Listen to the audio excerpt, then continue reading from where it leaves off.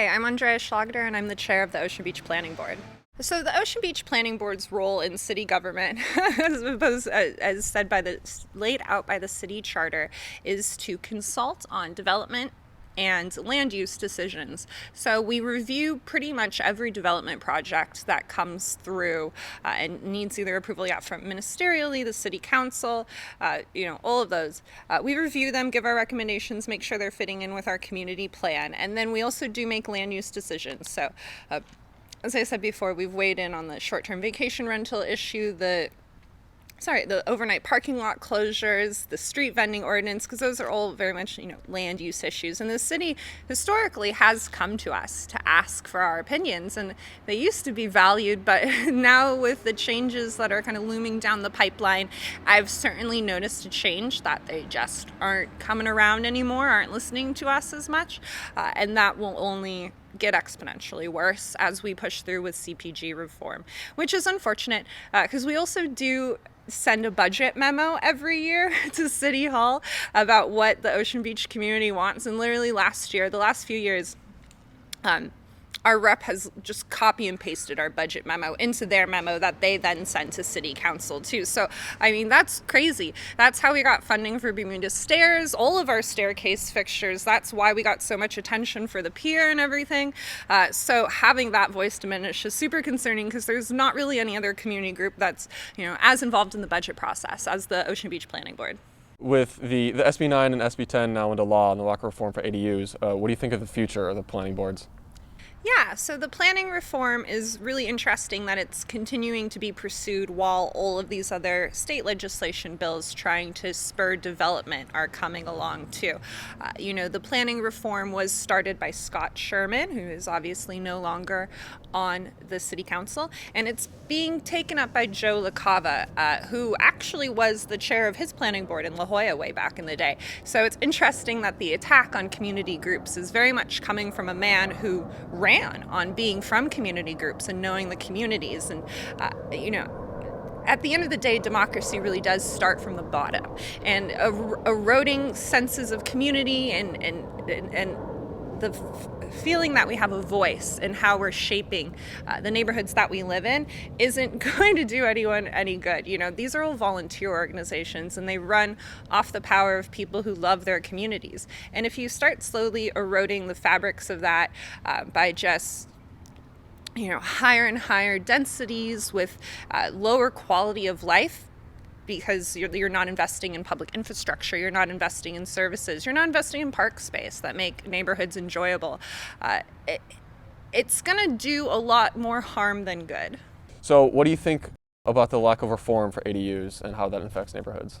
The lack of reform or the lack of rules really governing ADUs are going to hit every neighborhood differently. Community plans luckily still do exist, so you're going to see just a lot of differences in between neighborhoods. And again, I just think that's unfair. It's unfair to communities, and quite frankly, it's also unfair to developers to have such different codes. And that's where a lot of the confusion and our problems with City Hall comes in.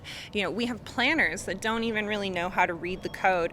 We just reviewed 3 projects last night where planners had signed off on things that were just straight up wrong. You're not allowed to develop like that.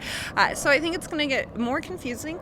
You're going to see a lot less compliant projects, and it's going to be frustration on both sides. Frustration from the community, frustration from people who are trying to build ADUs and they think they've gotten all the way through the process, spent all of this money, and only to be told at the very end of it, no, you have to go back to the drawing board and probably refile their permits again.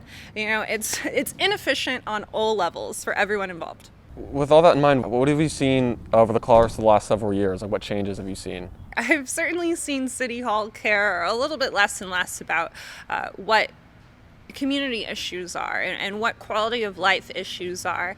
And it does feel like everyone's trying to be the biggest talker in the room and solve the biggest issues, but the biggest issues are never solved with one solution.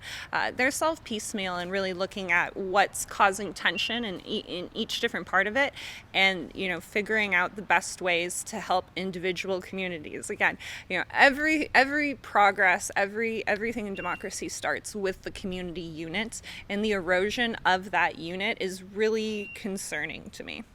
So going forward, what do you think the role of these planning boards will be in the community? What do you think their goal is? I do think it'll be minimized. So I think the role of the community planning groups is going to be severely minimized. The city council is just going to push full steam ahead with these CPG reforms, and if it goes anything like, the parks reform, housing for all of that stuff, our opinion is going to be pushed to the side. You could see that in short-term vacation rentals and the street vending ordinance too. CPC, the Community Planners Committee, which is the collection of all of the community planning groups, has been asking for years for solutions on both of these issues. And the solution we were asking for short-term vacation rentals certainly wasn't what was presented. And our newest council president just undocketed a street vending ordinance. So, our voices are already falling on deaf ears, so I don't know why they want to cripple us even more, but the people in power tend to wield it pretty strongly. With that in mind, being minimized, what do you think the changes you would like to see in the community and in the planning boards be? The changes I would like to see in the community planning groups is really a reinvestment and an elevation of our voices. I think we can work with the city and work with developers to really create vibrant neighborhoods and projects.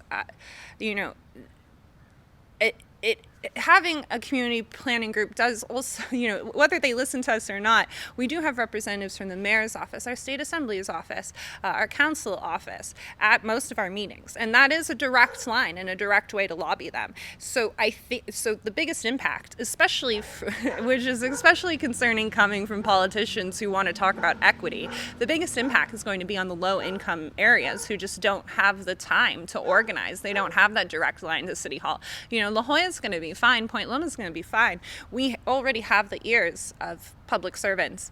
It's the south of the 8 communities. It's the ones who already don't have the time, are already uninvested in, who are going to completely lose their voice, and they're going to get just gentrified at rapid rates. So I would much rather see a reinvestment and a lifting up of these community groups so you could help the lower income neighborhoods really participate in them and get their voices heard, because again, no one knows what they need more to fix their problems than the people experiencing the problems. So it's So this whole thing feels like a very technocratic thought experiment about how to best force the development they want to see happen as quickly as possible. They think they're right because evidence and studies point to them being right.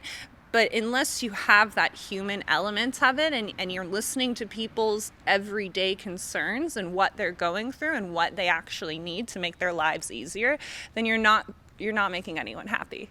So what do you think is the benefit of having more and more people get involved? Getting more and more people involved just makes our voice stronger.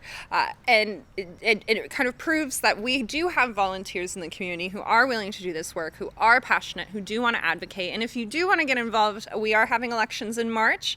Our applications are on oceanbeachplanning.org, and you can run. Anyone who lives in Ocean Beach, owns property in Ocean Beach, operates a business in Ocean Beach can run on the planning board. And we do have a couple of empty seats. But it is an open election, so you could even, run against an incumbent and do well.